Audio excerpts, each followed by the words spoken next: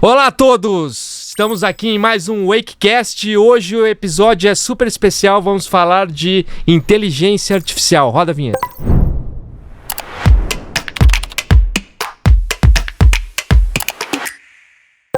Bom, eu tô aqui com o Diego. Diego trabalha comigo na Wake, cuida de novos negócios, inovação dentro da companhia, e a gente tá com um convidado super especial, Marcel Saraiva, que é gerente de vendas da NVIDIA no Brasil. NVIDIA, que é hoje a empresa do momento. Vamos falar aqui um pouquinho de inteligência artificial. Tô cheio de perguntas aqui. O esquenta aqui nos bastidores já foi super legal. Então, Marcel, obrigado, se apresenta depois aí, Diego, fala um pouquinho de você e a gente começa o bate-papo aqui. Super obrigado pelo convite. Dá para fazer um podcast de algumas horas aí com esse tema, né? Então, para mim é um prazer poder colaborar com vocês, trazer um pouquinho de conhecimento, contar um pouco de história, falar um pouco de tendência, enfim, vamos deixar a conversa fluir que o assunto é bom. O assunto é ótimo. Muito bem. Diegão, fala aí, o que você faz? Bom, primeiro é uma honra estar aqui com vocês, falar sobre um assunto que é a tendência mundial. Hoje eu sou responsável por novos negócios e também inovação na Wake. E falar sobre inteligência artificial é o nosso dia a dia, é o dia a dia com os nossos clientes. Então, assim, tô aqui para aprender e compartilhar conhecimentos também. Boa. Marcel, vamos repetir um pouco dos bastidores, né? Que é... a NVIDIA entra na minha memória afetiva, assim, né? Na maioria da galera que gosta de tecnologia. Isso. Mas acho que especialmente pra gente que é mais velho, da época que montava o micro lá em casa pra jogar Need for Speed, outros jogos e tal. A NVIDIA, no meu subconsciente aqui, nasceu como uma empresa que fazia placa de vídeo para game, né? E ela fez uma virada importante, assim. Conta um pouquinho pra gente a história, como é que aconteceu essa virada, como é que vocês se reposicionaram para ser hoje talvez a principal empresa ligada à infraestrutura de inteligência artificial do mundo. Legal. Bom, vamos lá. Eu sou gerente nacional de vendas NVIDIA Enterprise. O que significa? Que eu não faço parte da área lúdica da empresa, que é a da NVIDIA da área de games. Então, dentro da NVIDIA, isso é super segmentado. Ele só vai se juntar lá no topo, lá no VP global de vendas das equipes. Então, a área de game e a área Enterprise são áreas totalmente diferentes, com lideranças diferentes, equipes diferentes, enfim, porque atuam em mercados muito diferentes.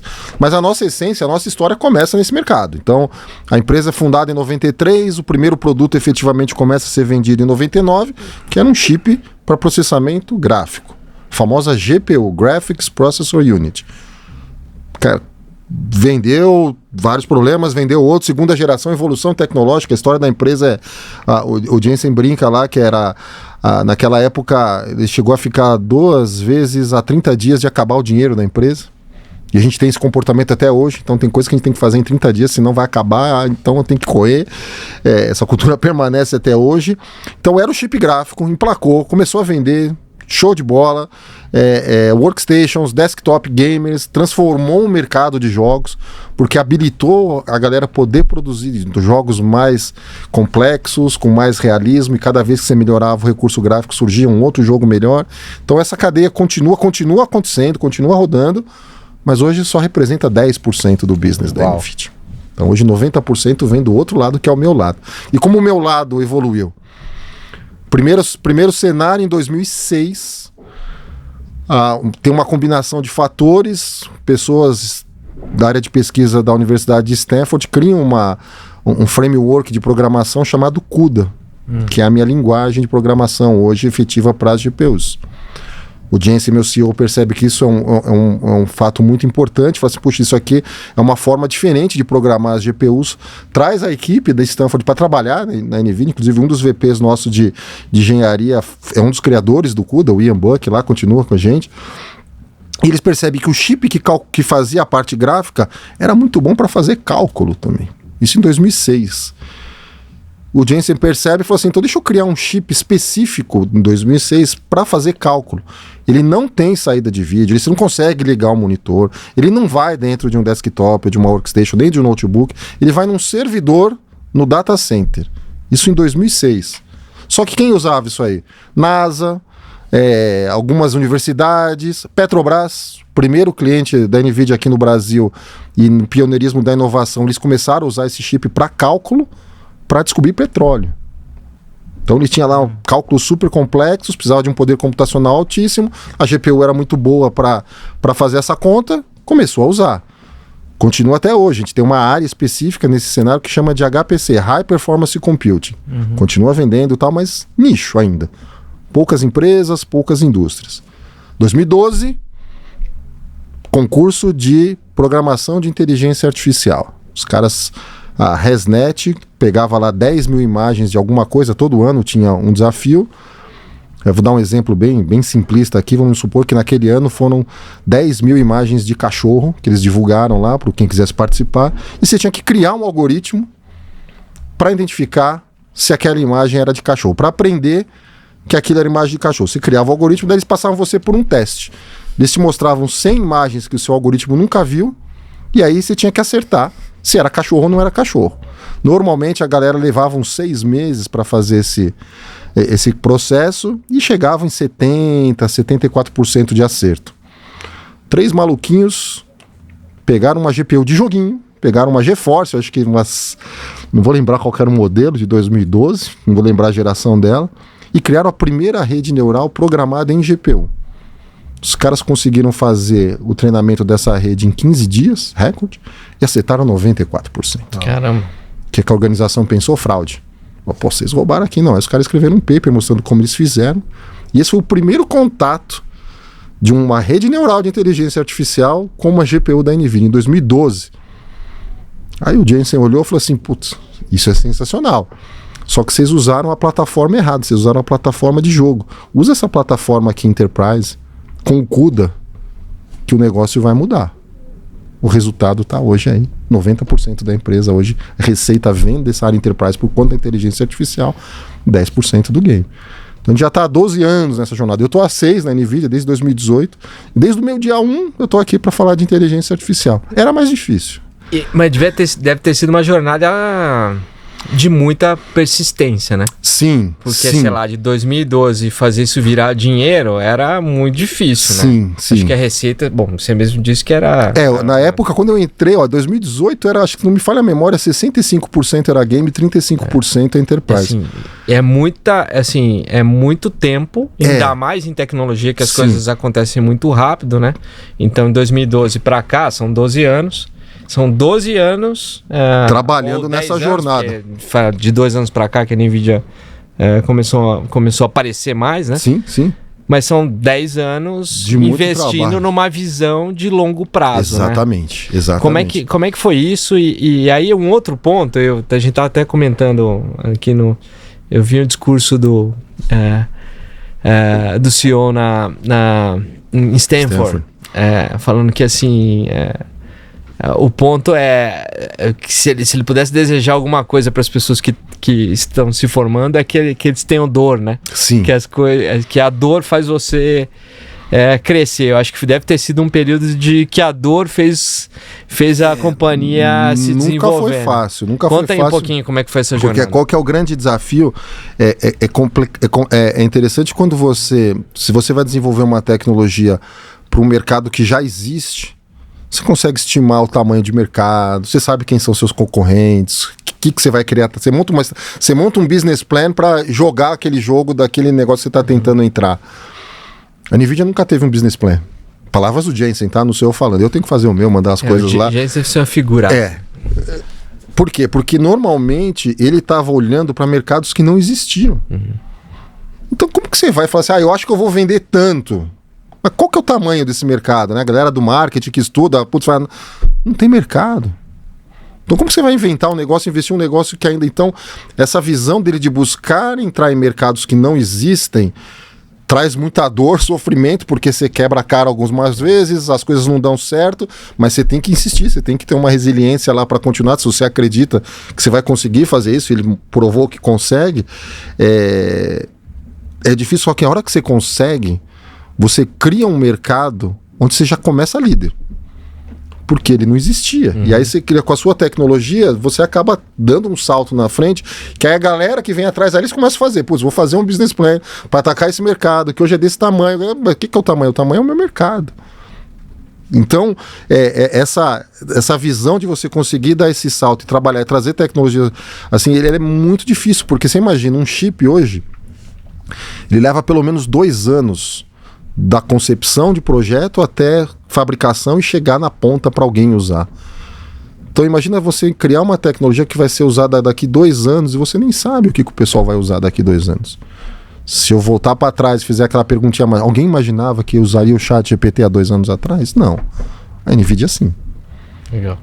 Me conta, antes da gente entrar na questão de AI, só um pouco, porque eu sou bem curioso, é um tema que eu gosto muito, assim, e eu vivo isso muito na prática, no nosso dia a dia da Wake, né? Eu acho que a cultura organizacional é algo fundamental, né? É o que cola as pessoas, é o que dá propósito, é o que segue, é o que faz as pessoas seguirem objetivos. E a cultura, e as pessoas confundem cultura com perks, né? Cultura não é a máquina de Coca-Cola lá, a refeição cultura é uma outra coisa. É outra coisa, exatamente. E a gente tenta viver a nossa muito fortemente todo dia. Me conta um pouco como é que é a cultura da NVIDIA e como isso contribuiu pro sucesso da companhia. Sim, que eu acho legal, assim, hoje a gente cresceu bastante, né? Então, hoje a gente está com perto aí de 29 mil funcionários. Quando eu entrei há 6 anos atrás, estava com 12 mil. Então ainda era pequena comparada com as empresas de tecnologia do qual eu faço parte desse ecossistema. Talvez eu seja a que tem a menor quantidade de funcionários. Com certeza é que receita per capita, certeza absoluta, ou valuation per capita, eu estou disparado. Essa daí não tem como. Mas isso acaba meio que, entre aspas, facilitando a transferência da cultura, principalmente para quem chega na empresa. E o Jensen, ele é muito, assim, muito firme no que ele fala da gente ser considerado uma startup. Até hoje a gente tem comportamento de startup, de você ver áreas de negócio sendo movidas rapidamente para decisões de negócio, para você poder reagir rápido e ter uma ação rápida. Eu estou há 20 e poucos anos na indústria de tecnologia. Eu me sinto, e converso com bastante startups lá, e eu vejo a turma da startup passando essas dores para mim. Eu falo, acontece igual aqui do meu lado, obviamente numa escala diferente. Agora eu tenho mais dinheiro, é um pouco mais fácil, mas o comportamento é igual. O Jensen, ele achatou a estrutura da empresa. Então hoje ele tem, eu acho que, se não me falha a memória, 26 direct reports, pessoas que reportam diretamente para ele. Para um CEO é muita coisa. É muita coisa para qualquer um, né? Para qualquer um, né? Vamos lá, boa. E o que permite isso? Permite ele escutar tudo o que está acontecendo. Então, a informação flui mais rápido dentro da empresa. Hoje eu não tenho tanta hierarquia para que alguma coisa chegue no ouvido dele ou que alguma decisão pode ser tomada. A empresa dá autonomia para quem trabalha, que nem eu estou aqui no Brasil, um pouquinho distante lá de Santa Clara, mas próximo dele, são só 3 camadas hierárquicas para o CEO, mas a decisão é minha. E na verdade nem é minha, eu tenho meu funcionário, se ele está num projeto e ele é o líder do projeto, a decisão é dele. E a missão é dele. Tem uma frase que o Jensen usa bastante, que é "The mission is the boss". A missão é o chefe. O chefe não é ele, o chefe é o chefe da função, o chefe da atividade, o chefe do projeto. Então essa forma de trabalhar e essa forma de compartilhar a informação interna, não existe segredos. Obviamente tem coisas protegidas que nem, por exemplo, não chega no meu... Eu sou vendedor, sou comercial. Se falar para mim, eu vou saindo falando. Então eu não sei o roadmap da NVIDIA. Por quê? Porque eu não vou vender o roadmap. Eu tenho que trabalhar com a tecnologia disponível hoje. Então não preciso saber muito do futuro. O Jensen que sabe, ele que fala lá o que pode ser dito. Dali para baixo, eu nem sou informado. Mas eu tenho que conhecer da tecnologia, eu tenho que conhecer do que eu tenho disponível. E aí você cria essa preocupação de imediatismo, de ter que fazer as coisas agora, para entregar agora, que vem da cultura desde a fundação, quando a empresa quase faliu 2 vezes, porque não tinha dinheiro para pagar e acabar, e conseguiram se reinventar. Então isso ele transformou, assim, ele transportou, na verdade, para todo mundo que entra lá.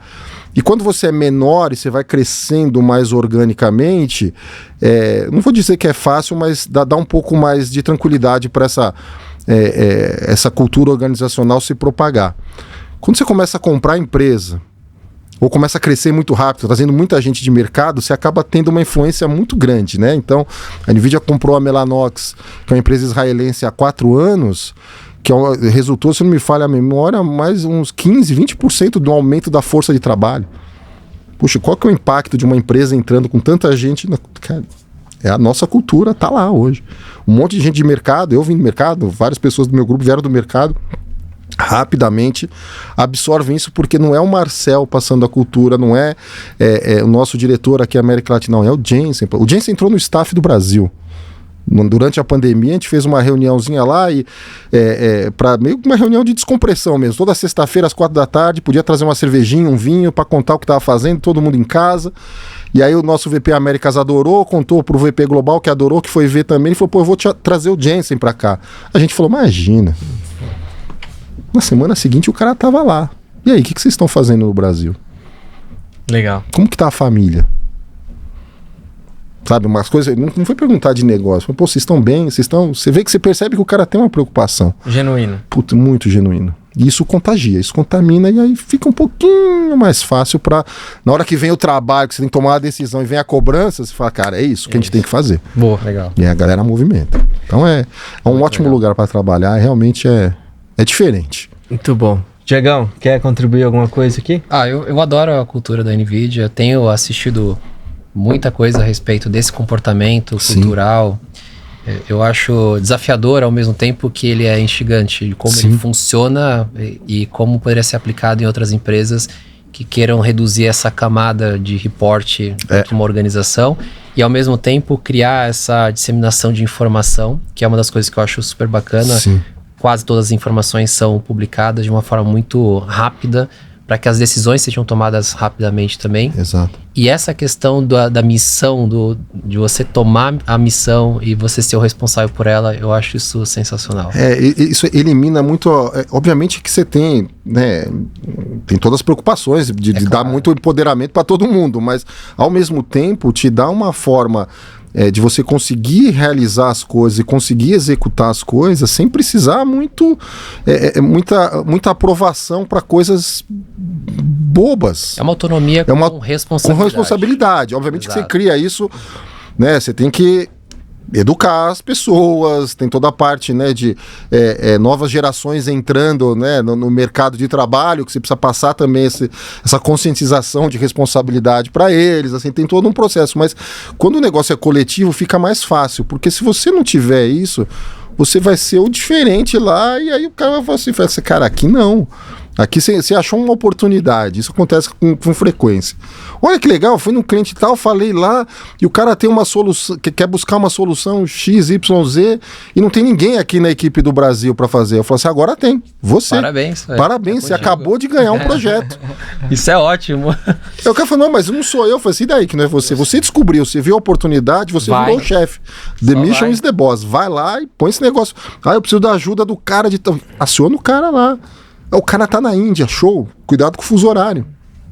No começo choca, né? Choca, você fica, não. Você fala, pra quem que eu pergunto? O cara fala assim, como pra quem eu pergunto? Entra lá e procura a informação, tá aqui, ó. Tá, quem que é o cara? Cara, entra aqui, ó, tem um repositório, tem o nome de todo mundo, que todo mundo faz. Entra lá e procura o cara e pergunta pra ele. Mas o cara é o VP global. E daí? Pergunta pra ele. Muito legal. Se ele souber a resposta, ele te dá na hora. Se ele não souber, ele põe um maisinho lá e fala, fulano, responde o cara aqui, ó. E o cara vai te responder. Legal. Assim, é raro, ó, isso eu trabalhei bastante tempo, é raro, não existe a palavra escalar na NVIDIA. Eu vou falar pro chefe que o outro... Esquece. Se você fizer isso, você tá ferrado. Fala com o chefe logo direto. Se tá, cara, me ajuda aqui. Obviamente, você vê, é pouca gente para muito trabalho. Às vezes não dá tempo de responder tudo. Então, às vezes o cara não respondeu porque passou, cara. Muito e-mail, muita coisa. O cara, chama ele no Teams rapidinho. Manda uma mensagenzinha no celular pro cara. Ele vai te responder. É cultural. O cara vai te responder, cara. Que legal. É bem... E esperam mesmo de você. Então, às vezes, se chega algumas coisas na sua caixa lá no seu WhatsApp, você não respondeu... Acelera aí, acelera aí. The mission is the boss. The mission is the boss. Vambora. Boa. Bom, vamos aprofundar um pouquinho no tema principal, né? A gente veio para falar um pouquinho de AI, mas no fim acho que a história da companhia se funde, né? se funde. Acho que é muito legal ouvir um pouco de como a empresa chegou lá e a cultura organizacional é importante para isso, né?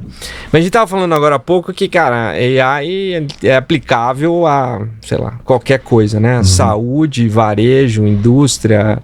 Enfim, games, começou lá com games, mas ela é retroalimentada por AI, né? Onde é que você vê ou quais os segmentos que você vê um pouco mais de investimento e desenvolvimento e onde a gente tem uma aplicação mais sólida e quais os que você acha que ainda tem um potencial grande que ainda precisam se desenvolver? Se a gente pegar a história das soluções de inteligência artificial, antes elas estavam bem... nichadas, elas estavam dentro de pequenos silos das empresas, de qualquer vertical, tá? Então, eu atuei 2 anos trabalhando diretamente com o mercado financeiro. Puxa, eu falava com a turma lá de análise de crédito, análise de risco, antifraude e um pouquinho de trading. Hoje eu falo com todas as áreas do banco. RH, compras, merge acquisitions, todas. Vamos pegar varejo. A gente falava muito com a turma de e-commerce para fazer recomendador. Os caras criavam lá, né, todo mundo, né? Espero aqui nesse podcast já usou um e-commerce da vida, né? Entrou num site, tentou comprar alguma coisa, ele te recomendou. Quem compra essa calça também comprou esse cinto. No fundo assim, no grosso modo, é uma inteligência artificial olhando dados históricos, cruzando informação e te fazendo uma recomendação. Isso era algo que a gente trabalhava no nosso dia a dia, porque a gente mostrava para essa turma do e-commerce que se você pudesse trazer mais dados, você ia ter uma recomendação melhor. Aí o cara fala, mas se eu trouxer mais dados, eu não tenho tempo de processar isso e dar recomendação. Eu falei, então eu vou te ensinar a programar em GPU, que você vai pegar todos os seus dados, ele vai te dar a recomendação em tempo real. O cara falou, consigo fazer isso? Consegue. A gente fazia, o cara falou, caramba, eu tô acertando mais, tô vendendo mais. Show. Uma área do varejo que estava usando. Hoje a gente fala com todas as áreas. Anúncios, marketing, RH. Supply. Nossa, supply agora, nossa, price, tá bombando. Então você imagina, quando você sai de um nicho e você acaba tocando todas as áreas de todas as indústrias, aí você tem uma tecnologia que realmente transforma. Aí a gente tem uma nova revolução industrial acontecendo.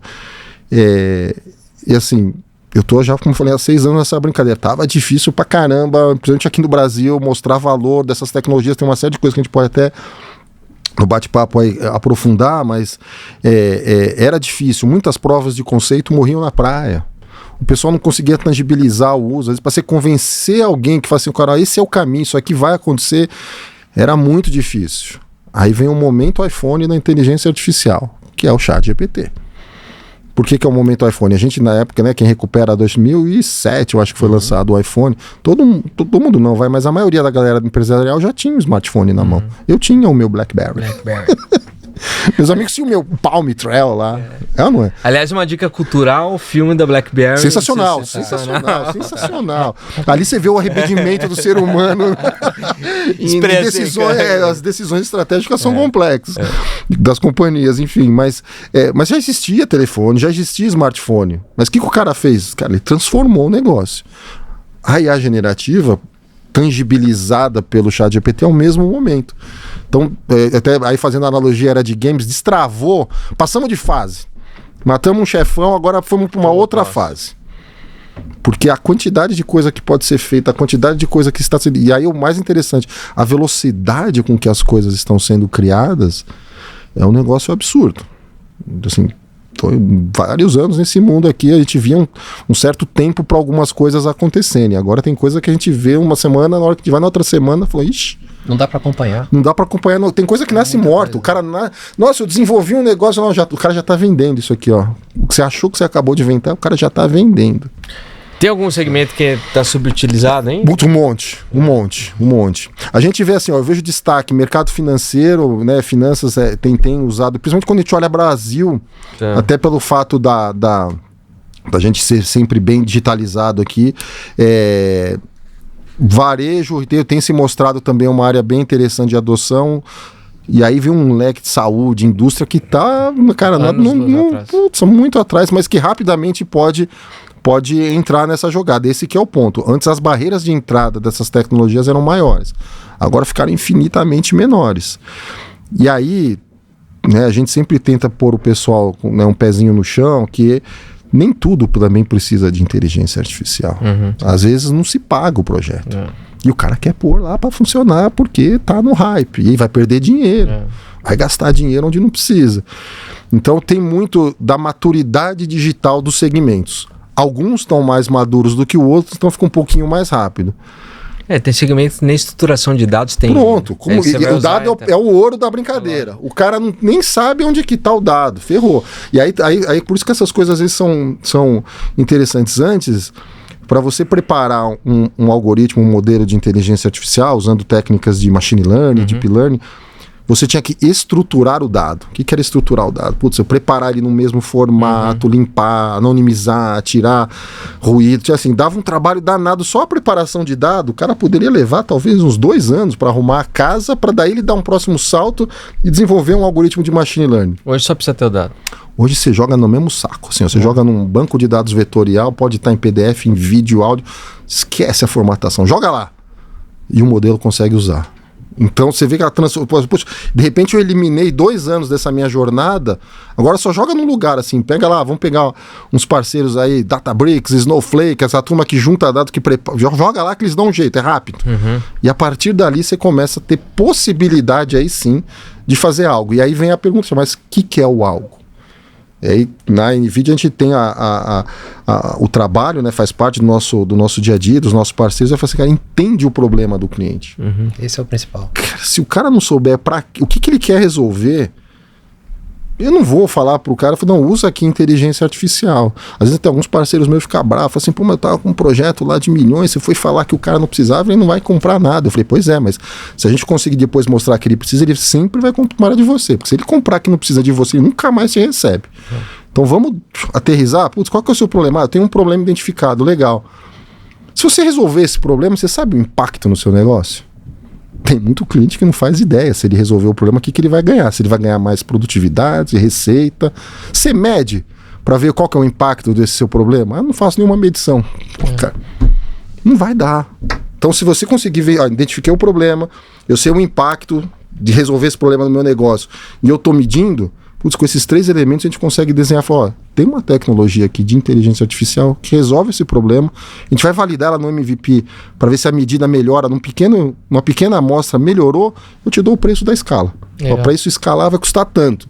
É maior do que o problema que quer resolver? É maior. Em quanto tempo vai se pagar? Vai se pagar em 3 meses. Pô, vale a pena.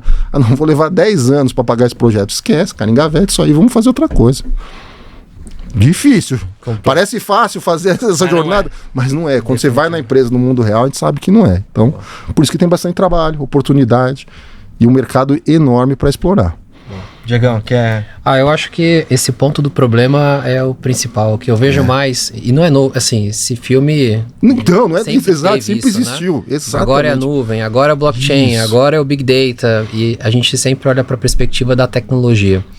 Se você não olhar de fato qual é o problema, o impacto, o que vai fazer diferença para valer a pena o investimento, talvez não faça nenhum sentido. E aí tem um desafio da democratização da tecnologia, porque todo mundo tem agora um ChatGPT aqui na mão. Então, ele acha que produzir alguma coisa fácil, então qualquer problema ele se resolve facilmente. Mas existem centenas de algoritmos, para não falar alguns milhares. Cada dia aparece 10. Você tem que saber qual é o algoritmo que vai resolver o problema, mas se você não souber qual é o problema, qualquer algoritmo serve. Então já dizia Alice no País das Maravilhas. E aí você cai num risco da generalização. Total. Que para esse mundo generativo ele pode ser assim. Não, e aí entra as alucinações. Total, então, é nesse caminho. Exatamente. Aí você caso real, sem citar nomes, hein? Empresa de cosméticos pegou o hype e falou assim, cara, põe esse chat GPT no nosso atendente virtual aqui rapidinho, fez a API lá, pôs para funcionar, foi pra rua. Nível de acerto quase batendo 100%. O cara falou, já vamos desligar o call center. Aí pegou uma cliente que entende bastante do produto, fez 3 perguntas, o botzinho recomendou o shampoo da concorrência. Print screen Instagram, acabou. Até recuperar, vai. A internet é volátil, o pessoal esquece. Mas por um período, vai ter gente na rua, vai ter que gastar uma. Meme, né? Nossa, você virou meme, vai gastar uma grana, um impacto na marca, a queda de venda. Aí o seu concorrente se aproveita da cena e cara, vira uma bagunça. Só porque o cara resolveu inovar. Não, você se pôs num risco gigantesco. Ou então, e aí a boa notícia é que o pessoal percebeu isso rápido, porque essas notícias começaram a pipocar de uma forma, né, por isso, justamente porque hoje, quando viraliza o negócio, você perde o controle de empresa colocando código lá para otimizar código e todo mundo tem acesso do código confidencial do cara. Não! Mas era algo novo. Assim, tirando o crachá que você entende, você fala assim, pô, o cara tem uma chance de fazer um negócio tão legal, ele vai lá e faz. Só que ainda ele não sabe de tudo que pode acontecer. Agora o pessoal já percebeu que foi assim, calma. Fora as múltiplas conversas com AI que Não, a galera leva pra ficar desafiando a AI pra algum lado que o resultado é torto. A gente às vezes fala com o cliente e fala assim, mas ela errou. Fala assim, mas em algum momento ele falou que não erra? Não. Ele tá falando tal coisa, mas em algum momento ele falou que não vai falar tal coisa? Não. Então cabe, e aí é um movimento que a gente vê isso agora exatamente acontecer, é a galera pegando esses modelos genéricos e customizando e criando o Marcel GPT, que vai saber de tudo da minha vida, de tudo que eu quero que ele saiba e só fala as informações que eu quero. E aí eu posso ter meu chat e dizer, pergunta lá pro Marcel GPT, ele vai te responder. Ele não vai falar mal de mim, ele não vai falar coisas que eu não queira que ele fale. Meu time perdeu, ele não vai falar de futebol. Meu time ganhou, ele vai. Então, isso está acontecendo nas empresas de elas buscarem essa customização para realmente aí você tem efetividade. E, de novo, eu estou falando de pedacinho que eu estou falando de um assistente virtual. Eu posso estar falando isso num forecast de compras ou numa rota de entrega. Tudo isso está sendo customizado e trabalhado para essas tarefas. E aí qual que é a parte boa? Que por conta desses modelos ficou muito mais rápido fazer isso. E se você tiver dados... E aí nem precisa ser muito estruturado. Se tiver o dado, você tá com faca e queijo na mão. Acho o problema primeiro. Acho o problema. Não, mas aí você puxou um gancho que assim, a gente entra numa segunda fase, talvez, da evolução da tecnologia, né? Porque ela veio, ela trouxe um leapfrog, né? Sim, salto importante nos últimos tempos. E aí vem a questão da regulação, né? A gente entra num processo, tá bom, beleza, até onde vai, né? O que ela não pode fazer, né? Quais são os limites, né? Até para ela eventualmente não atrapalhar mais do que ajudar, né? Como é que você está vendo esse processo de regulação esse é um ética? Isso é um tema seríssimo, né? Algumas coisas a gente tem como já eliminar de cara. Primeiro, tem LGPD? Então, amigão, segue o LGPD, o que está embaixo desse, você tem que fazer dentro dessa regra. Vou pegar o dado de fulano. Pode pegar o dado de fulano? Ele te autorizou a usar? Não. Então não pega. Mesmo se você for... Não precisa usar inteligência artificial. Mesmo se você for mandar um e-mail marketing, cara, você não pode usar. Então a culpa não vai usar a burrice artificial. Isso, né? A culpa não é da inteligência. A ferramenta é a inteligência artificial, é um modelo aqui, mas, cara, um e-mail marketing pode ser um problema também se você violar uma regra de LGPD. Então, primeira coisa, tá dentro do LGPD? Tá show de bola, vambora. Então, essa parte vamos chamar assim, da privacidade dos dados, para mim é um assunto resolvido. Siga o LGPD à risca do país onde você vive, da região, enfim. Agora, tem uma área cinza de propriedade intelectual que a legislação não está pronta. E aí dá muita margem para discussão. Eu participei de um painel num evento com uma professora, esqueci o nome dela, eu preciso recuperar lá, porque eu sempre menciono esse caso. Uma professora lá do Mackenzie de Direito, ela fala que na lei brasileira da propriedade intelectual tem uma frase lá que fala que é algo que vem da alma. Cara, se foi a IA que gerou, o que é a alma? O algoritmo? A minha GPU? Não cabe, não dá. Tem umas discussões que surgiram agora com a Scarlett Johansson lá. Pois com a voz lá, cara. Isso é mega polêmica. Como que... Cara, então, isso aí, se você... E aí passa um pouquinho mais por legislar do que regular. Precisa ter uma legislação para controlar esse negócio, no sentido do controle de punir quem está fazendo coisa errada. Não controlar no sentido de proibir ou inibir o cara de inovar ou usar uma tecnologia. Isso não tem como. Galera, assim, é triste. Tem gente que acha que não, eu vou proibir os... Não vai. Teve quando saiu o negócio, quando logo saiu o ChatGPT, já faz quase 2 anos, tá, gente? Parece que foi, né? Foi 2 anos já. Um grupo de gente falou, não, vou assinar um baixo assinado para parar a pesquisa. Não tem como, cara. Isso não é por aí o caminho. A Itália, acho que proibiu o uso por 24 horas. Falou assim, cara, não dá. O Musk tá numa... Mas tá, eu acompanho os posts, eu não posso falar mal. Pelo contrário. Tô a ser suspeito. O cara tá investindo bilhões de dólares com a minha tecnologia. Mas tá correndo atrás, fica mais caro. Quem saiu na frente consegue, né? Enfim. Mas então, eu acho que por isso que às vezes a palavra regular às vezes causa um impacto da pessoa achar que, não, eu tô proibindo. Não, você tem que controlar, no bom sentido da palavra, como as leis controlam regras, a sociedade. No fim do dia é regular. Regra de sociedade, é isso.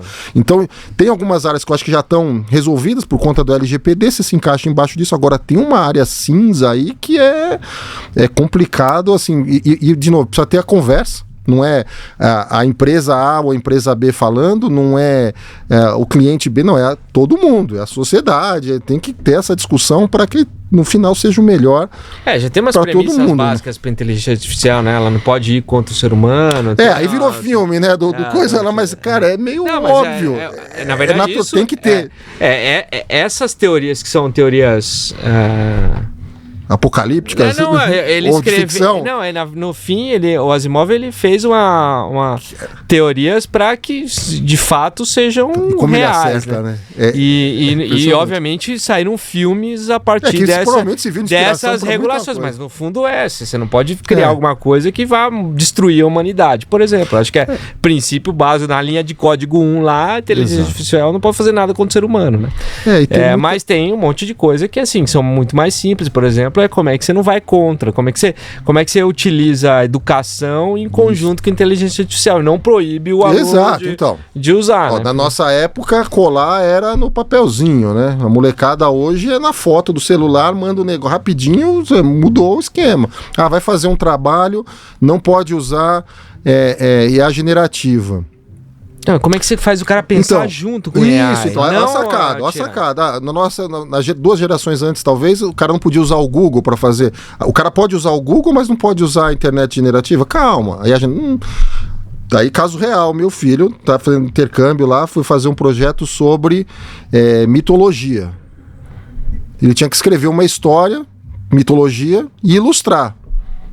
E o professor falou, usem IA generativa para fazer a ilustração, a história. Só que você vai vir aqui apresentar a sua história. Legal. Você vai contar a história, você vai falar por que o Deus é isso, por que a mitologia é que você vai contar a história, os conceitos e vai mostrar as ilustrações que você usou.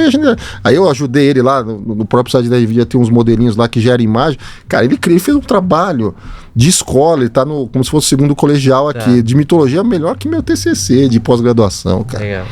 Assim, o nível da criatividade e ele mostrando, depois você pede ele para contar sobre mitologia, cara, ele entendeu o conceito, ele fala assim, então essa potencialização se inseriu, né? Que é interessante. É muito legal. Porque aí você pega o principal do ser humano, que é a criatividade. Então, quantas vezes você tá de frente com um problema e você se depara com aquela situação, você não sabe o que fazer. Travou, né? Travou. Você parou. Aí você abre o ChatGPT, faz a pergunta certa. Então é uma nova habilidade. É uma habilidade que você tem que desenvolver. Aquilo destrava para que você dê o teu próximo passo. Então, por que não utilizar isso? E colocar outros elementos para que você possa ter realmente o teu copiloto, para que você possa produzir mais. Isso vai acontecer em todo lugar. Então, o copiloto é apenas uma das funcionalidades da IA generativa. E qual que é a notícia, né? Todas as empresas de software vão ter um copiloto. Todas. Desafio, o cara fala, eu não vou ter. Eu falei, então, cuidado, vai ficar para trás. Porque o seu concorrente vai ter. E se ele tiver, o seu usuário, cara, a hora que ele usa um copiloto... sem querer fazer jabá, a gente já tem copiloto em ação lá. Então, quando você usa a primeira vez, você fala, caramba, meu... Ajuda muito, né? O caso que a gente tem visto, tem trabalhado junto, é a SAP. Todo mundo que já teve alguma relação com SAP sabe o desafio que é. É fantástico, o sistema é maravilhoso, mas no começo Dá trabalho, né? Você, putz, vamos implementar o SAP. Você fala, caramba, vai Tem dar... certeza? Aí contrata um monte de gente, tal, faz tudo. Aí começa a dar dor de cabeça. Aí o que você faz? Põe mais gente. War Room do SAP. Põe mais... Aí resolve. Cara, quando tá rodando, cara, é maravilhoso. Mas até Mas esse processo... O UX é uma... Eu costumo brincar que o UX foi um endocrinologista. Boa. É a mesma coisa, exato, cara, sensacional. Essa é boa, vou começar a usar, eu te dou o crédito. Obrigado. Fica tranquilo, Gil. Essa é boa. Você imagina, então, eu ter o Copilot do SAP. Chama Joule, tá na boca do gol. Eles já anunciaram lá, vai tá no mercado em breve, já estão mostrando. Aí você imagina, o cara tá lá e se depara com um problema que ele não vai colocar mais 60 horas no projeto, ele vai perguntar pro cara, falar, olha, a minha situação é essa, me dá o código aqui pro... E em 3 segundos o negócio está funcionando. Cara, quanto tempo você ganha nisso? Quanta agilidade? Muda. Não dá nem para estimar, né? O quanto você tem de produtividade represada. Muita. É dificílimo você estimar alguma coisa. Tem gente que prega o apocalipse, né? Sim. Eu tenho um parceiro nosso que trabalha com robótica. E a NVIDIA publicou um paper de robótica recentemente que você fala com o robô. Na verdade, você não fala com o robô, você fala no computador e ele transforma o seu desejo em programação de robô, em linguagem de programação de robótica. Aí esse meu parceiro falou assim, pô, Marcelo, eu vou mandar embora meus 50 roboticistas que eu tenho aqui. Eu falei, calma, não faz isso não. Por quê? Eu falei assim, cara, porque com isso você dá o comando, rapidinho o robô tá lá. Eu falei, tá bom, quanto tempo o seu robotista levava para programar o robô? Ele falou, demorava 2 semanas. Então ele programava um robô a cada 2 semanas. Eu falei, pois é, agora ele pode programar 1000 por semana. Exato. Você aumentou a escala. Agora faz pro seu vendedor lá vender robô que você consegue entregar 1000 por semana. Ele falou, pô, então eu vou contratar mais vendedor. Eu falei, pois é, agora, o que represava o cara? Putz, a minha capacidade de programar tantos robôs por hora. O que eu tinha que fazer? Contratar milhares de roboticistas. Não dá. Não. Agora, se eu tenho a demanda, esse cara consegue fazer. Só que ele precisa aprender a usar a ferramenta. Acho que agora você entrou num outro ponto que pra mim é muito importante, né? Que assim, um novo mercado de trabalho com AI, né? Pouco tempo atrás assisti uma palestra do Silvio Meira, que é esse é mestre, cara. O Roda Viva dele de inteligência artificial. Quando os caras tocam em regulação, eu já assisti umas 30 vezes pra tentar dar... Não consigo, não tenho a capacidade intelectual dele, mas ele é... Cara, não, ele é difícil. Assim, é referência. Não, assim, ele vai falando e fazendo desenho dele ao mesmo tempo. Ali é... Cara, você tem que usar mais ele nesse país, cara. Eu concordo. Mas você tem que estar atento, porque senão você não acompanha a velocidade de raciocínio dele, que é fantástica, né? Mas tem uma coisa que ele falou que eu concordo muito, que de fato a gente vai ter uma transformação no mercado de trabalho. Entendi. E de fato o ser humano mediano, né? O mediano é o cara que... Sim, na média. Na média, talvez não tenha tanto emprego para ele assim, né? Mas assim... ou AI, não que não tenha tanto emprego, talvez a gente arruma outras coisas para ele fazer, mas a AI vem para substituir boa parte do trabalho de ser humanos medianos, né? Como é que se enxerga essa transformação que a gente... Vai ter, a transformação é inevitável, não tem como. Alguns trabalhos vão sumir. Isso acontece, acho que desde a época das cavernas. Sim, total. Não mudou nada, mesma regra. E vão surgir outros, hein? Exato. Tem o cara que acendia a lamparina na rua? Tem. Aí inventou a eletricidade, não tem mais. Tem o cara que fazia a charrete? Tem. Inventou o carro, não tem mais. Então, é uma transformação. Qual que é o problema? É muito rápido. Então tem coisas que você, do dia pra noite, pode ser que a sua função desapareça. Nessa época, putz, metade ainda tem luz, metade ainda tá na lamparina. O cara já tá vendo que o negócio tá acontecendo. Agora pode ser que do dia pra noite, de repente, realmente pode mudar. Então você tem que estar, de alguma forma, tá preparado para reagir. Por conta da velocidade pode ser mais difícil, então a gente tem que estar atento. Depois vem o lance da capacitação. Como que a gente e as próximas gerações se capacitam nessas tecnologias para poder efetivamente ou usar para o trabalho, né? Se você ser um usuário dessa tecnologia e melhorar o seu trabalho, ou você criar algo novo. Que aí também é onde está tendo muita... A gente vê muita coisa acontecendo, e aí quando a gente olha para o Brasil, a gente fica um pouco preocupado. A gente, por exemplo, a gente tem só um curso oficial de bacharelado em inteligência artificial no Brasil, que é da UFG, lá de Goiânia. Caramba. Curso. Formou a primeira turma agora. Em Goiânia? Em Goiânia. Professor Anderson Soares. Nossa. Se quiser, pôs o contato, faz um podcast com ele, cara. É No segmento de educação de IA, ele pra gente é uma referência fantástica, porque ele faz um negócio aplicado mesmo. A turma formou 100% empregado em grandes empresas. Inclusive, um grupo fundou uma empresa lá, uma startup que já está bombando. Então, você vê, puxa, é pouco. É pouco, é pouquíssimo. Então, você vai levar uma nova força de trabalho para o mercado daqui a 3, 4 anos, que não faz ideia do que está acontecendo hoje.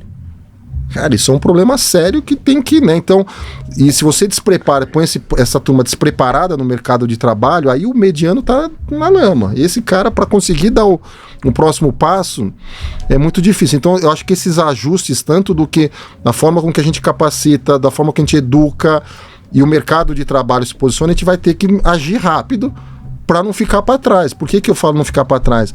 Porque se algum país está acontecendo sair na frente, automaticamente a gente vai consumir a tecnologia deles e a gente vai ser consumidor. Não vai inovar, a gente vai juntar Lego mais ou menos, mas não vai criar nada aqui, não vai ter propriedade intelectual aqui. E a gente tem capacidade para isso. Muito. Então, poxa, como que a gente não pode perder esse ciclo, né? Então é sério, é sério. A gente vê com bastante cuidado e carinho aí de como a gente poder capacitar. E para acompanhar essa velocidade, é preciso utilizar a própria inteligência artificial como um assistente. Porque não adianta você conhecer só a parte teórica do negócio, saber a história de onde você está. Você tem que vivenciar. Tem que usar na prática. Exato. Não tem como. Até para quebrar algumas barreiras de você. Eu vou dar um exemplo.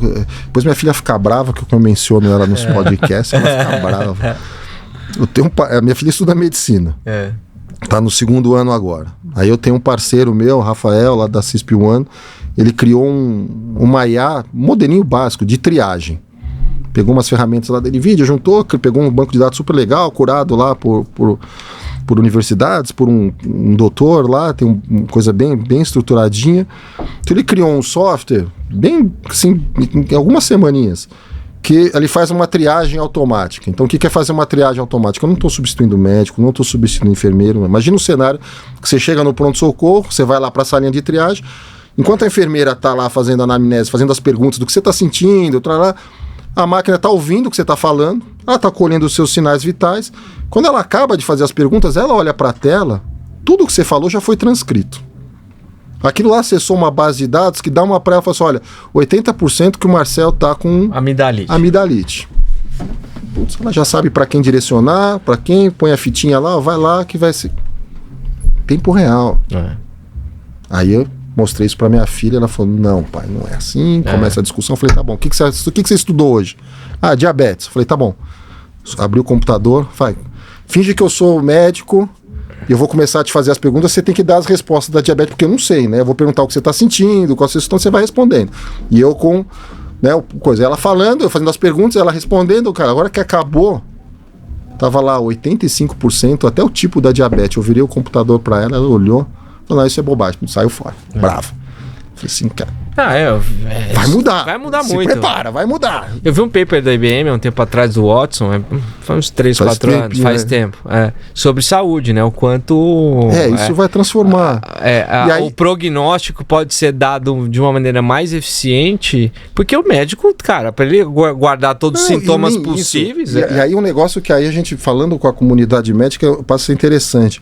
Pessoal, vamos levar tecnologia para os hospitais e clínicas. Hoje, durante uma consulta médica nas grandes redes hospitalares, o médico passa 40% do tempo digitando, sem olhar para o paciente. E se ele não precisasse mais digitar? Ele pudesse dar uma atenção mais direta ao paciente, olhar, perceber que na hora que ele falou, perguntou, teve uma... Ele percebe coisas que a máquina não percebe. Mas ele tá lá digitando, ele pergunta, e aí se pegam que nem eu, que caça-milho, não enxergo direito, tem que ficar... Cara, a consulta, 40%, 50% da consulta foi perdida porque colocamos tecnologia no consultório. Só para sair o prontuário, depois tá mais fácil, a equipe ter acesso, tá tudo bem, mas se eu automatizar esse processo e ainda por cima der alguns insights pro médico, o médico continua lá, mas aí o cara vai sair, o médico foi muito bacana, cara, ele ficou conversando 40 minutos comigo, foi porque... E aí minha filha falou, não, sim, a amnésia é a parte talvez mais importante da consulta, é onde que ele consegue pegar coisas que estão acontecendo em volta para dar... Você está tirando isso hoje. Por quê? Porque pôs um bendito computador dentro de um consultório que o cara tem que ficar digitando, preenchendo o campo. E você pode usar a inteligência do médico para outras coisas, que eu estava falando. Porque é importante. Se você começa a anotar todos os sintomas possíveis, assim, é humanamente impossível você saber as milhares de possíveis doenças que pode ser. Assim, você pode lembrar, mas assim, a conexão entre elas ou uma inteligência artificial pode dar a melhor e ajudar o médico no diagnóstico. E aí tem algumas coisas que é um pouco de ficção, no sentido de que não está acontecendo, mas a tecnologia para fazer isso acontecer já tem. Você imagina que eu tenho... acontece um surto, a gente viveu isso há pouquíssimo tempo atrás, mas eu estou tendo surto de alguma coisa, você começa a ter diagnósticos e o cara vai preenchendo e vai entrando, de repente você cria uma base de dados, você tem uma IA monitorando e fala assim, a gente está com um surto de tal coisa, está tendo uma virose na região XYZ, prepara um remédio tal que vai faltar remédio ali para atender isso aqui. Assim, tecnologia para isso já tem. Qual que é a dificuldade? Puxa, como que eu centralizo esses dados? Como que eu trabalho? Né? Aí a gente participa de alguns fóruns globais aqui. Quando eu falo de SUS, os caras falam, cara, vocês têm a maior base de dados de saúde do planeta. Centralizada. O que dá para fazer com isso? Em todos os outros países, os países desenvolvidos, tá tudo em clínicas, em hospitais privados que não podem compartilhar dado, que não... Cada um aqui com seus padrões. Com seus padrões, aqui tá tudo junto. Aí você fala, cara, vamos fazer alguma coisa. Ixi, então... Aí vira Brasil de novo. Aí você fala, não. Mas tá aí. Mas você percebe que às vezes é um pequeno ajuste, você pode dar um salto de ser referência em pesquisa em saúde no planeta. Que país? Brasil. Por quê? Porque tem o dado. Tem médico, a gente forma a quantidade de médico, pesquisador, PhD nos maiores laboratórios e clínicas do mundo são brasileiros. Na verdade, em algum ponto, a falta de regulação, a gente estava falando de China há pouco tempo atrás, da China talvez seja uma vantagem. Dependendo da coisa, pode trazer um benefício enorme, né? Sempre os prós e contras. Tem uma diretriz governamental. Fica numa encruzilhada, no fio da navalha, podendo pender para o lado ruim ou bom, mas percebe que tem negócio, tem formas, né, de fazer e tirar positivamente vantagem dessas coisas, né? Eu acabei de voltar de lá, enfim, tem uma diretriz governamental de digitalizar e botar dados a favor da eficiência da saúde chinesa. Tá todo mundo conectado em super apps que estão conectados com o governo, e isso ajuda na identificação de surtos, de demanda de médico, de remédio, tudo isso você põe essa cadeia para trabalhar, no final todo mundo ganha. Então, assim, tem... assim, sabendo do potencial da tecnologia, às vezes fala, caramba, vamos fazer, né? Então dá esse ânimo, mas ao mesmo tempo você fala, puxa, é tão difícil. Mas, me conta o que você acha que tem de long hanging fruit, assim, do que tá fácil pra gente colher hoje de benefício com AI no Brasil ou no mundo, enfim. Assim, de novo, né, voltar para aquele... Se você tiver um problema, tem muita coisa, bem claro, tem muita coisa que já está quase que automático. Você precisa tomar um certo cuidado, que também tem muita empresa que fala que faz um monte de coisa, aí você vai dar uma olhada, na verdade não faz. Então, é natural, então precisa dar uma filtrada nas soluções de mercado para que vocês, né, para que a gente não se meta em rascada achando que, puxa, estou contratando um serviço YX que vai resolver tal problema e no final aquela ferramenta não me resolve. Mas tem coisas que estão sendo adotadas naturalmente que você tem que agir rápido. A parte dos assistentes virtuais, de automatização, de documentação, isso aí é para ontem. Não pode perder tempo achando que eu vou experimentar. Não, já foi. Você já tem que buscar produção. O tempo de você olhar e falar assim, deixa eu ver se funciona, com a IA generativa foi o ano passado.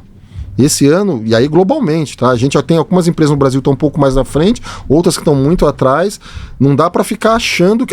será que funciona? Vou falar para vocês, funciona. Mas tem que ser bem feitinho, tem que ter todo um, né?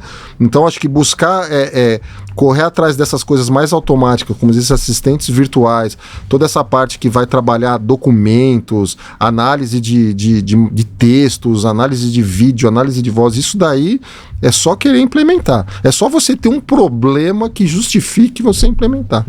Não precisa ficar pensando muito se funciona. Garanto, funciona, ficou mais barato, mas, de novo, você tem que saber o problema direitinho para ver o que vai acontecer. Vamos pegar o caso de logística. A gente vê bastante coisa acontecendo aí no mundo de logística. Previsão de entrega, previsão de rota de entrega. A gente tem um case acho que é com a AT&T lá nos Estados Unidos, que ele estava querendo otimizar a frota da equipe técnica que ia fazer serviço em campo. E o objetivo inicial era atender os clientes mais rápido. Quando ele começou a fazer o projeto e começou a validar, eles pegaram acho que 3 ou 4 cidades, depois eles aumentaram para umas 10 ou 15 cidades. Eles perceberam que além do tempo, o tempo é legal, né? Tá atendendo mais rápido, o cliente fica... Mas é bem subjetivo, né? Ele começou a economizar combustível. Aí ele fez uma conta, falou, pô, se eu pegar isso e espalhar nos Estados Unidos inteiro e eu economizar não sei quantos... Não dava $1, talvez desse $1 de combustível por atendimento, ele economizava, ele fala, pô, eu faço 10 milhões de atendimento por mês, eu economizei 10 milhões de dólares só em combustível. É muita coisa. Uma pequena ação. Uma pequena, cara. O CFO falou assim, não fez isso ainda por quê? O cara de SG, então, caramba, vai... Queria matar o cara. E esse case que você falou pode levar a entender até que só as grandes empresas podem fazer esse exemplo, mas hoje está tão democratizado. Não, tá. A cloud, Microsoft Azure, AWS, Google, tá tudo pronto. Tá. Só que você tem que saber isso, o problema como é que você vai estruturar fazer de uma forma bem feita para colocar em prática. Aí tem um ponto interessante. Esse gancho é legal. Da democratização. Naquela historinha lá no começo do podcast, quem não ouviu, volta lá nos primeiros minutos, eu vou falando da história da NVIDIA, tá, em 2012, lembra que os 3 carinhas lá fizeram o primeiro algoritmo e ganharam? Um desses 3 caras, ele vai participar da fundação de uma empresa. Nome da empresa? OpenAI. 2012, 13. O cara fez um negócio com GPU, ele funda uma empresa, o que ele vai usar para fazer o negócio dele? GPU da NVIDIA. Aí, 2016, 15 de agosto de 2016, você entrar no Google lá, você vai pedir imagens, tem a fotinho do meu CEO, Jensen Huang, entregando o primeiro supercomputador de inteligência artificial que a NVIDIA fabricou. Manja aquelas coisas de montadora, que o cara fabrica o primeiro carro, aí o presidente da empresa sai andando no primeiro, primeiro carro. Então ele fez a mesma coisa, meu primeiro supercomputador para inteligência artificial, 15 de agosto de 2016, 8 anos, exatamente 8 anos atrás, a gente entregou na mão de quem? Da OpenAI. Porque o cara já tinha, toma aqui, usa esse daqui, que com esse daqui você vai conseguir fazer coisas que você não conseguia fazer, né? O cara pôs a mão, no final da história todo mundo já sabe, usou mais de 10 mil GPUs para fazer, um menino maravilhoso, show. Era uma startup. Aquele supercomputador na época custava $100 mil nos Estados Unidos, 130 mil. Esse mesmo supercomputador, a versão atual desse supercomputador hoje custa por volta de $400 mil. Com 8 GPUs da NVIDIA. Aí você se pergunta, cara, $400 mil, o cara tem que ter muito dinheiro para entrar nessa brincadeira. Se ele fosse comprar o servidor. Esse mesmo servidor, num parceiro da NVIDIA de cloud, ele dá acesso à máquina, é exatamente a mesma máquina, gente, sem tirar nem pôr. 8 GPUs do modelo H100 por $2,40 por hora. Então, um supercomputador da NASA que custava milhões, só a NASA podia pôr a mão. Hoje, qualquer pessoa que tenha $3 na mão consegue usar um supercomputador. Aí você imagina, tá? Uma hora não dá para fazer nada, mas talvez com 300 horas, uns 900, $1.000, se eu tenho um conhecimento e eu tenho dado, posso fazer uma brincadeira aqui que pode transformar em tudo. Então você literalmente democratiza o acesso à tecnologia através das nuvens. E uma questão que até o próprio CEO da NVIDIA acredita, né, que em pouco tempo a gente vai utilizar a linguagem natural para que a gente possa fazer a linguagem de programação de uma forma mais fluida. Hoje você tem as plataformas de low code e no code que estão prontas para conectar com esses algoritmos para você poder utilizar agora. Então você escala de uma forma gigantesca. E aí aquela história, putz, eu criei uma aplicação, agora eu vou pôr para rodar. Aí tem que fazer a continha, legal, vou fazer pôr para rodar. Se eu tiver 10 usuários, quanto que vai me custar pôr isso para rodar? Pô, se eu tiver 1 milhão de usuários, quanto que vai me custar? Aí eu nunca vou ter 1 milhão de usuários. cara põe no ar, passa, de repente viraliza a aplicação do cara. A gente viveu isso. Os caras, quando começou a usar, os caras passaram para 100 milhões de usuários em 2 meses. A gente tentava usar, o que acontecia? Agora não dá. Por quê? Porque não tinha servidor para suportar isso. O que os caras fazem? Compra mais GPU. Aí mais gente usando. Aí você percebe esse ciclo virtuoso da NVIDIA. É interessante, porque eu estou trabalhando na aplicação, eu estou ajudando a turma a fazer a aplicação, e aí essa coisa, qualquer um pode fazer uma aplicação, se tiver uma boa ideia. Alguns... Aí eu vou mais além, ó, o cara nem precisa pagar nada. Eu tenho um programa de startups que chama Inception. Se o cara entra no meu programa Inception, né, ele tem que preencher lá, a empresa dele diz, tem uma ideia, e a startup tem que ser de inteligência artificial. Hoje a gente vai bater, se Deus quiser, a marca de 1.000 startups esse ano. A gente está com 700, batendo 800 na América Latina. No Brasil está com 500 e pouco. Legal. Quando o cara entra nesse meu programa, eu não ponho dinheiro, tá? Eu não dou... Não é para a NVIDIA pôr dinheiro. Eu dou recurso técnico, capacitação e eu dou créditos na nuvem. Eu tenho parceria com a AWS, parceria com o Google. A ideia do cara é legal, tal, eu falo assim, cara, aprova. Ele ganha $100 mil de crédito na nuvem. Aí ele pode pôr a ideia, só que aí a gente fala, mas se prepara, porque se seu negócio começar a andar, você já vai precificando agora, porque hoje você está usando de graça, daqui 6 meses você vai usar todos os créditos, você vai ter que cobrar por isso, então já começa a cobrar, a gente ajuda os caras a pensar dessa forma, começa a cobrar daqui agora, porque a hora que você estiver no ar, você escala, o preço da infraestrutura já está embutido. Agora está de graça, você vai ganhar mais dinheiro, vai te dar mais fôlego, mas na hora que esse negócio rodar, você vai ter um custo computacional para ser pago pelo seu cliente. E aí você põe esse valor na sua oferta, na sua mensagem. Mas às vezes a turma esquece, startup, sabe como que é? Sim. Mas você percebe que a gente dá o acesso, você dá... o jeito de exponencializar o uso da tecnologia. E aí eu falo, puta, a aplicação do cara dá certo, milhões de usuários, ele vai estar vendendo. Se ele está vendendo, ele está ganhando. Se ele está ganhando, ele está contratando gente, gerando emprego. Se ele está fazendo isso, o cliente dele está sendo atendido. Pô, a empresa do cara está resolvendo o problema. Está, de alguma forma, ganhando dinheiro. E aí o que ele faz? Compra mais GPU. Bom. E aí a gente fica aí. Bom, a gente está chegando no fim. Eu queria fazer uma pergunta final aqui. Para onde você acha que vai, assim, né? Olhando para daqui 2, 3 anos, assim, porque... mais do que isso é muito futurologia é muito difícil, cara. Mas quais sei lá, as aplicações ou os grandes benefícios que nos próximos 2, 3 anos a gente vai ver AI contribuindo para a humanidade? Tem uma coisa que a gente vê acontecer agora, isso é uma coisa interessante. A gente viu acontecer em 2020 e 2021. A gente via que estava indo por esse caminho dos modelos de linguagem, internamente pelo uso e contribuição que a gente faz com startups, com centro de pesquisa. A gente falou, pô, isso aqui é um caminho interessante. Hoje, o que a gente tem visto dessa, assim, que está num futuro próximo, é que está sendo combinado esses modelos, os modelos multimodais estão virando quase que uma obrigação. O que eu quero dizer no modelo multimodal, né? Hoje o modelo que você faz texto para texto, ele é um modelo de texto. Aí eles estão combinando o modelo de texto com o modelo de imagem. Tá. Então ele já passou a ter 2 modelos, imagens e texto. Estão juntando essas coisas. Só que o que está acontecendo? Pra vocês terem uma ideia, um modelo, né, esses modelos de linguagem, vamos pegar a primeira versão do ChatGPT. Ele usava um modelo que a gente chamava lá, o GPT, né, óbvio, de 175 bilhões de parâmetros. O que significa isso? Meus amigos programadores ficam bravos comigo, mas eu vou fazer uma analogia bem simplista. Imagine um arquivo Excel com 175 bilhões de linhas por 175 bilhões de colunas e você correlaciona tudo isso. Isso é um modelo de linguagem. 175 bi. Precisa de GPU pra caramba pra fazer esse negócio. Essa brincadeira já tá na casa do tri. Trilhões de parâmetros. Então ele fica muito mais poderoso.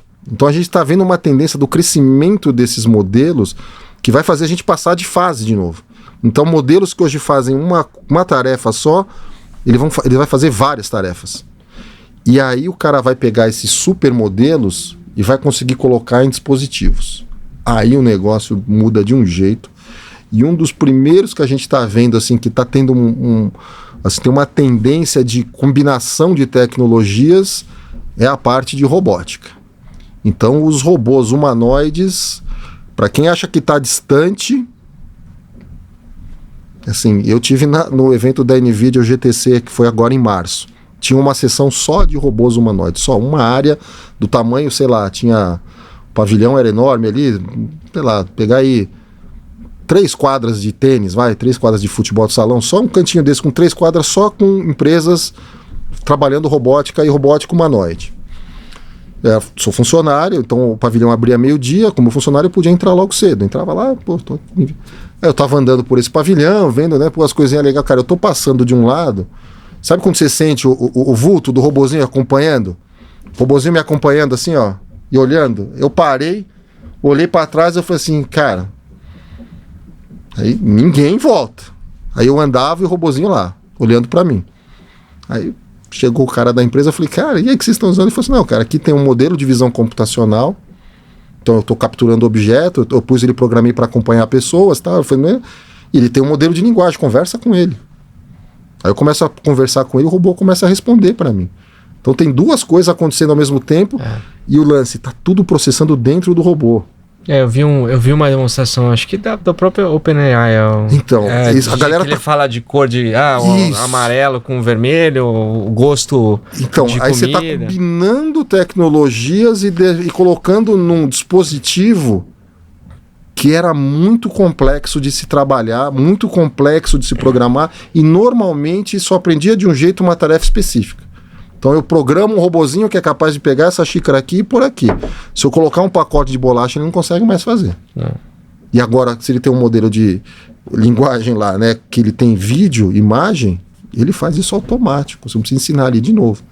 Então, de novo, a gente destravou mais uma fase que a tendência, a convergência é que em breve isso vai... E aí, de novo, ainda é caro. O que é caro hoje? O robô. Eu vi uma empresa lá que eu acho que ela está vendendo um robozinho humanoide por $16 mil. É caro. É caro. Mas tem aqueles robozinhos que ficam varrendo sua casa ali, né? Quando lançou era caro. Exato. Daqui a pouco. Quando você tem escala. E aí para ter escala você precisa facilitar. Está sendo facilitado. Tá tendo, a tecnologia está quase pronta. Daqui a pouco aparece 2, 3 empresas que fazem um negocinho um pouquinho mais acessível. E aí a tecnologia se prova efetiva.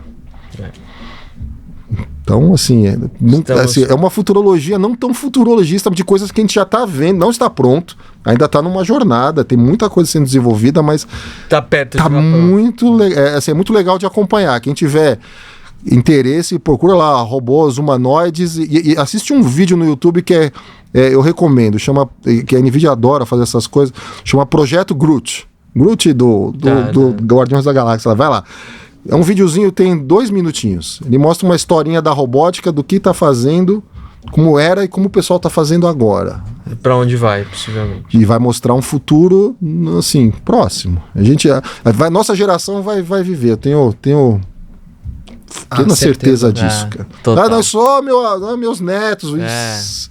Eu vou ter certeza. Quem achar que os Jetsons estavam muito lá no futuro. Então, tem coisa do Jetson que você fala, cara, ainda vai dar um trabalho. Carro voador, a galera, puta bom, o carro voador, cara, decola um carro voador aqui em São Paulo. Não, cara, porra, fio, linha de pipa, balão, esquece, estamos na lama, cara, aqui. Agora, putz, um robô assistente dentro de casa, dentro de um hospital, dentro de um... Que é no ambiente, pô, hoje você vai numa fábrica de carro... Tem coisa que já tem, né? Videoconferência que você olhava lá atrás e falou, pô, como assim? Não vai, não vou fazer reunião online. Nunca. E hoje tem um monte de coisa. Quanta gente está tendo acesso a esse nosso conteúdo que ele só teria se ele fosse num evento presencial. Mas mesmo os drones, né? Para capacidade humana, assim, se fizer ponto a ponto, ainda vai. Então, ainda tem algumas coisas que você tem algumas coisas que dificultam um pouco a implementação. Principalmente quando você fala que a gente é um ambiente descontrolado. Sim. Que é aquela história, tem a pipa, tem o cara, isso aí dá uma dor de cabeça. Mas você começa a ter ambientes controlados... Isso vai destravar um monte de coisa. Um monte de coisa. Você vai, cara, assim, a área de saúde com robótica vai ser... Hoje o robô tá na cirurgia. Confiança total.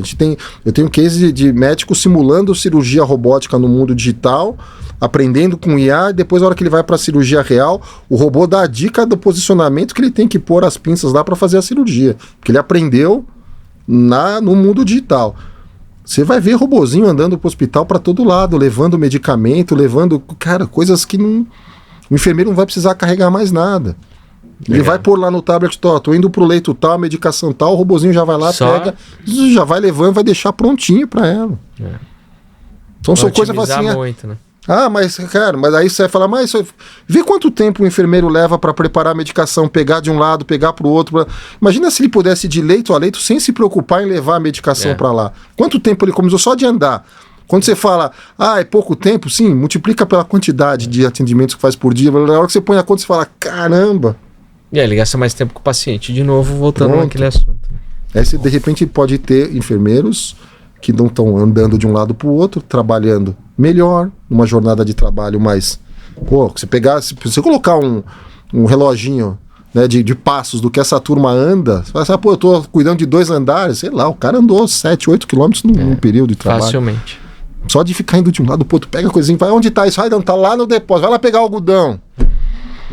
Não, vai lá ficar com o paciente.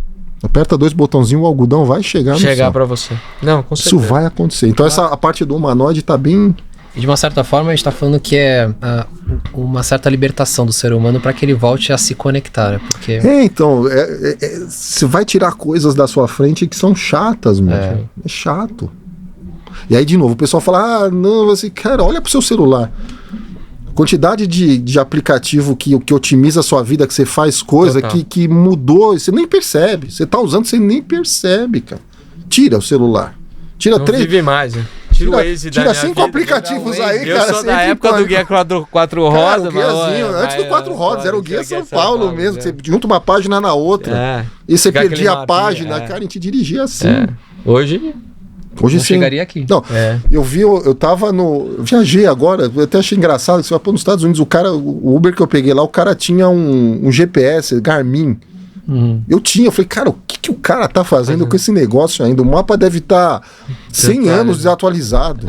E com o celular do lado, eu falei assim, eu não sei, eu tirei uma foto, cara, nonsense, isso não faz sentido, mas, e de novo, passou, cara, quanto tempo?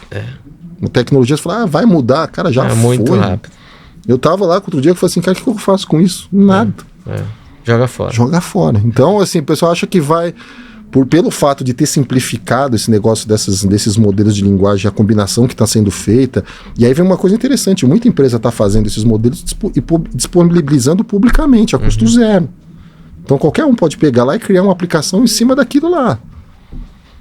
Isso democratiza de uma certa forma. Totalmente. Então você vai ver muita coisa acontecendo, fala, putz, conectou, destravou, conseguiu baixar o custo. Porque aí você tem que...